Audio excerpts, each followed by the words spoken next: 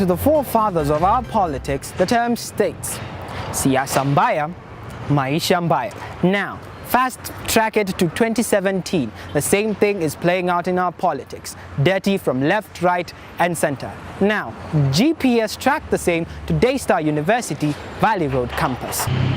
Following the damning report by Daystar University student president Johnston Mutua about the Wendy fiasco, the weekly edition sought to find out from the horse's mouth and other players as to why it was relevant to write an expose implicating Wendy as the chief suspect. We had issues, and the government had issues, and they had, the boardroom fights. That usually happen in any organization or any form of government. And the issues were to do with the arrangement of the Mombasa trip, the recess trip. And so Stone had reservation, Wendy had different reservation. And we had to make a decision. I was their friends as much as I'm not elected, but I was part of them. It was an issue to do with personal interest because we had a controversy between the chair and the social welfare secretary, and therefore that meant we didn't have an agreement between the between the social welfare and the president, and therefore that meant I was left out to handle the cash. Now, the question on the table is this. Is the same platform and the same card used in our national government and cutting out of the politics in our country being used and having crossed over to our campus system? The question is yours. According to the report, it is alleged that Wendy masterminded the misappropriation of a huge sum of amount that was part of the budget allocated for the Mombasa recess trip. Wendy, who heads the social welfare clubs, was mentioned countless times in the damning report. It is clear in the constitution that the treasurer is the person who handles the finances. Unfortunately, I wasn't able to handle the cash because of the push and pull between the secretary and the chair. The report paints Wendy as a schemer and a fraud as it tries to exonerate the DUSA leadership under the umbrella of Team Stone. Wendy Kibathi was the only candidate in last year's student elections that was not part of the coalition of Team Stone. I think Stone was playing politics. The first thing you do as a politician is you don't blame yourself. You pin the blame onto somebody else. This lady was not part of his initial team, so there's always been that pull and push. According to the report, the president alluded to the fact that he knew that Wendy was planning to swindle some of the money students had contributed for the trip. The question is, if he knew, why did he not act before it happened? Who allowed Wendy to collect the cash, yet they have a treasurer? Was this not a political campaign against Wendy to make her look bad? Now, map all this one out to the kind of politics we have in the country. The same script at play in the national level seems to be the same one being replicated in our campuses. In other words, this is a classic move of copy and paste. We present the facts to you so that you can make your pick. Reporting for Weekly Edition, I'm Brian K. Round hii vijana watachagua mtu juu ya issues, sio chama ama kabila. Mimi nachagua kiongozi anayeheshimu sheria za Kenya. Mimi nachagua ufanisi. Mimi nachagua umoja. Hakuna mtu atanitumia kuleta furugu kwa sababu ya kura. IEBC, your vote, your future.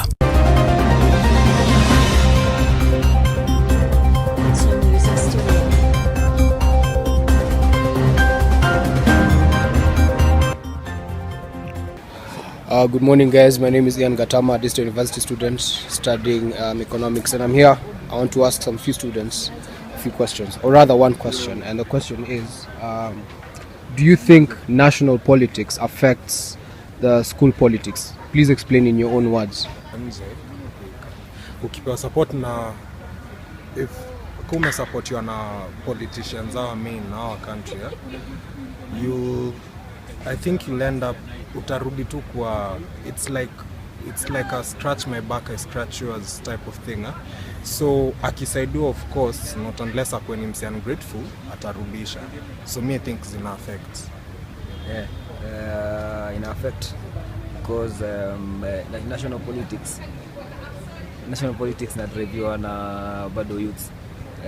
Now youths wanakuanga na divided say now unapata mtu wana youths wako employed, so when the politicians use them bado wana support politics, national politics, na wana influence campus politics. Thank you very much for your time. I'm Ian Gatama. Now, we had a one-on-one interview with Johnson Mutua, and this is what he had to say.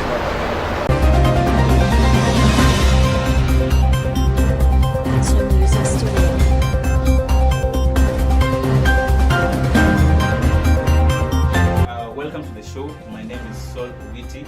This is the weekly edition, and today with us is Mr. Stone, aka, and Stone Johnston is the president of Daystar University Valley Road. Welcome, Mr. Stone. Thank you very much. Okay, Mr. Stone, you've been in the government since last year. Yes. You've achieved a lot. Yes. You're very confident. Mm-hmm. So, actually, can you just walk us through how has it been? Well, it's been what you would call being in government, because really, I like to say it was a smooth ride. It wasn't. I like to say that it was something that you can deal with on an everyday basis, but I'd be lying because there's a few situations that have come up that were a lot more than we expected.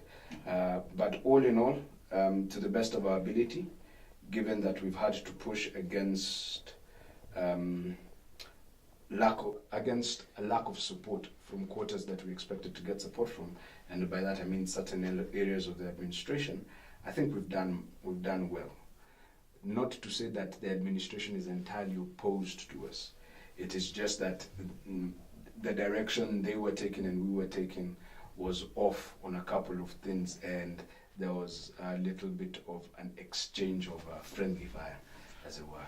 Mr. Stone, the Wendy fiasco. Yes. Wendy fiasco. I mean, was it really necessary for you to write the expose? Let me put it like this.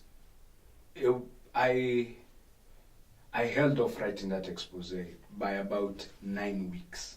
Now, Mr. Stone, you have a treasurer, then there's Wendy, and then there's this whole saga coming out. Then there's these rumors that people are saying that probably this was a deal that had gone sour. Probably you didn't get your elephant share of what you're supposed to get. Then you thought that now, since I didn't get my share, now I should expose Wendy. Can you explain to us from the issue of the treasurer? Because I was talking to Enzoveri, and Enzoveri was saying that you and Wendy had issues. You guys were pulling back and forth. And Enzoveri is in your government, true or false? Yes, so that is like your right-hand man. If your right-hand man is... right-hand man. Okay. But he was in my government, Exactly. and I stand by what he said. I and Wendy had issues. Wendy has walked out of meetings in arrogance. Wendy has refused to attend meetings. Wendy has refused to come when it's her duty to welcome students, because she's social welfare. She has refused in more than one occasion to do the paperwork that is required to feed the students during a meeting. All those times, as a president, I should have lashed out and said, she's not doing her job, get her removed. Did I? No. I covered her every single time.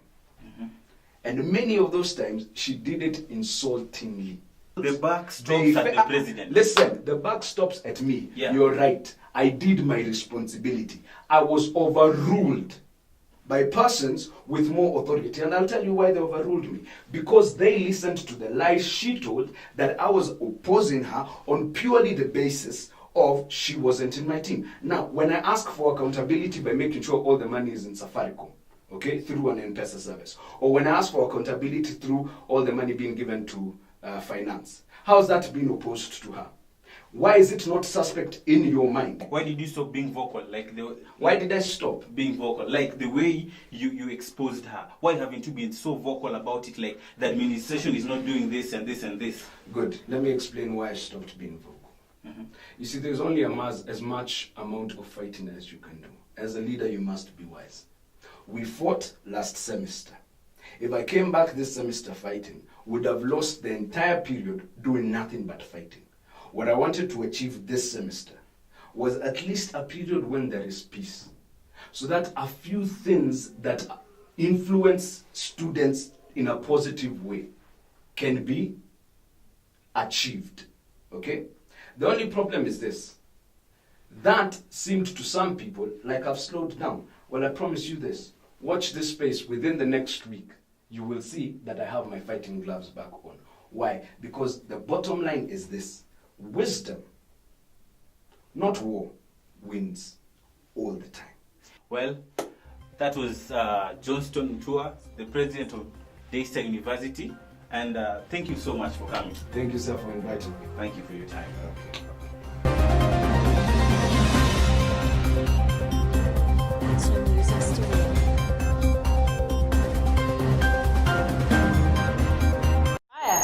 Well, we have finally come to the end of this episode.